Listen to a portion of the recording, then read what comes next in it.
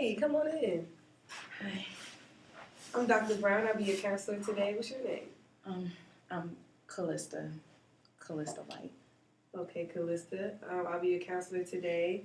And do you know what a counselor is for? Obvious. Well, to help me with issues, help me sort out things. Okay. Well, they help you sort out, and most importantly, they guide and facilitate you to your issues and help you solve your problems throughout your daily life or anything you would like to talk to me about today or any other day if you plan on coming to any more sessions.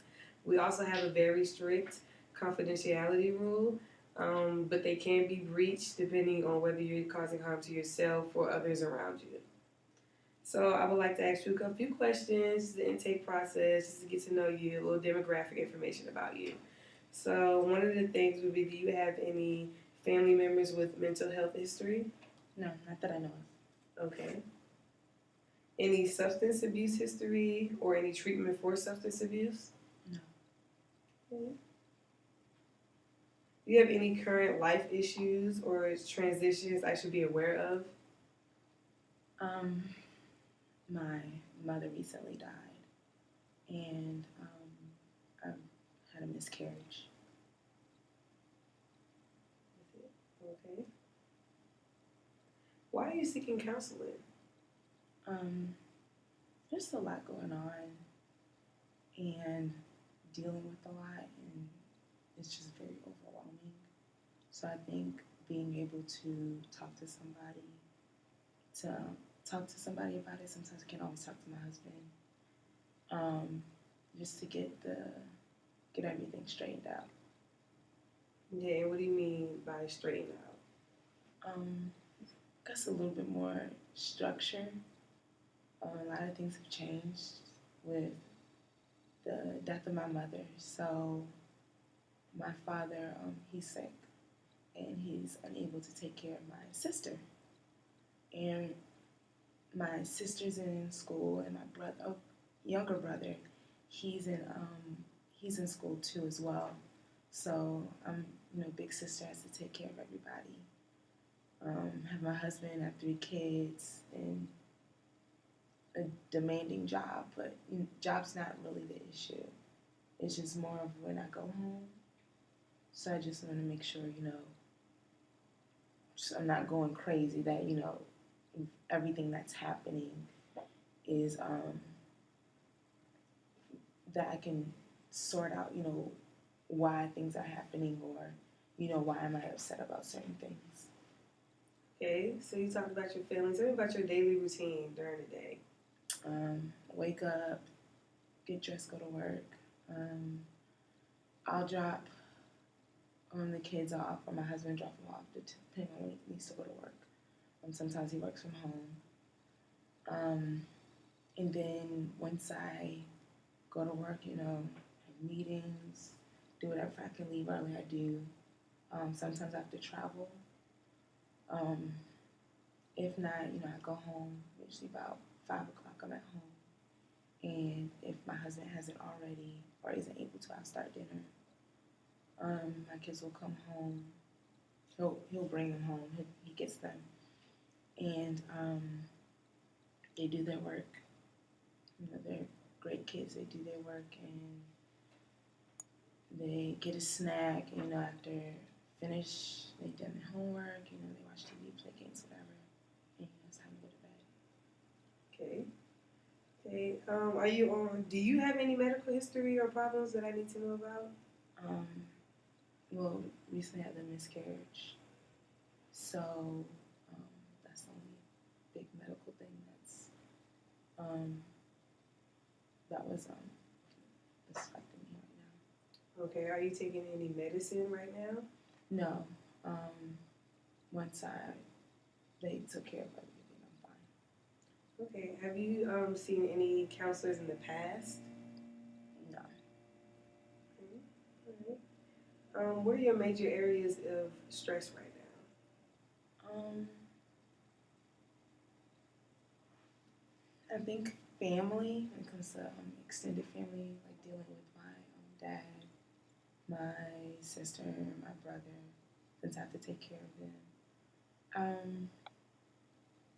sometimes it's stressful in my marriage. Me and my husband, we argued a little bit more since the miscarriage. Um, but I think it definitely hurt both of us. I think, of course, it hurt me more.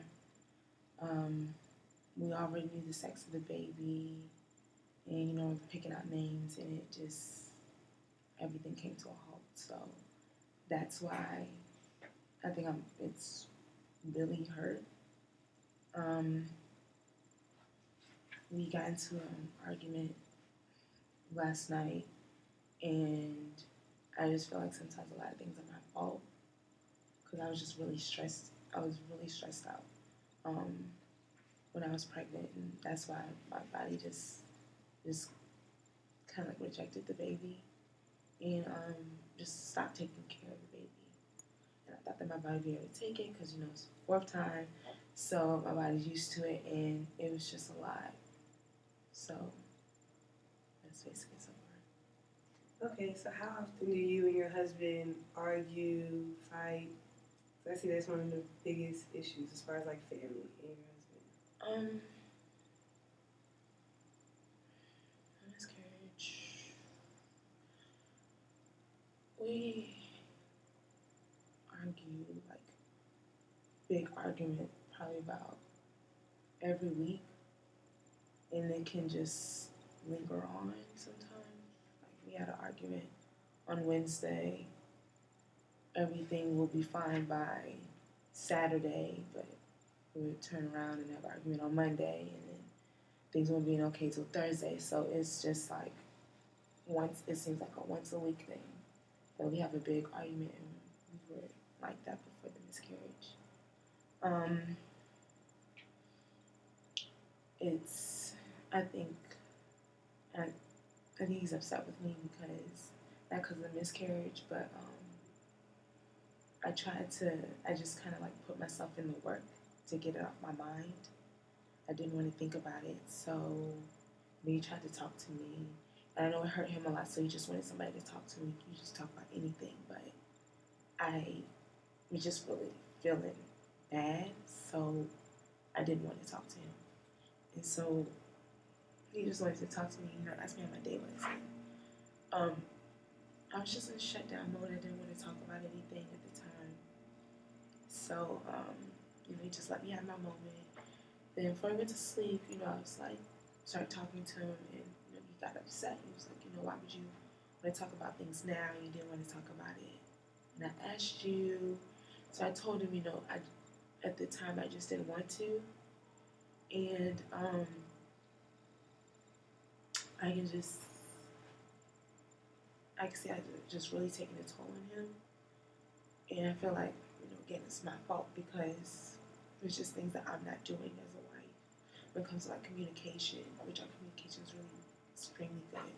But it just, sometimes I just feel like, if I don't say anything, if I'm just by myself, then, everything will be okay. But it seems to be the issue.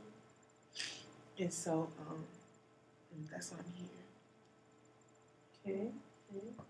What do you hope to gain from counseling?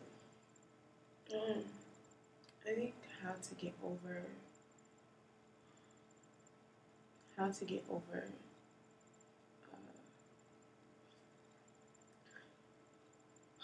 I think everything, like just, how to just take things with a grain of salt, or, to deal with them in a proper manner. I think things just came just too close to each other. Since my mom died 6 months ago, after she died, I found out I was pregnant. So that made me feel better. And then I just found out that, 6 months later, 6 months of pregnancy, I had a miscarriage. So I just felt like I was losing a lot. And, I lost my mother, and I felt like I kind of failed as a mother because then I lost my child. So that's just the things that I'm dealing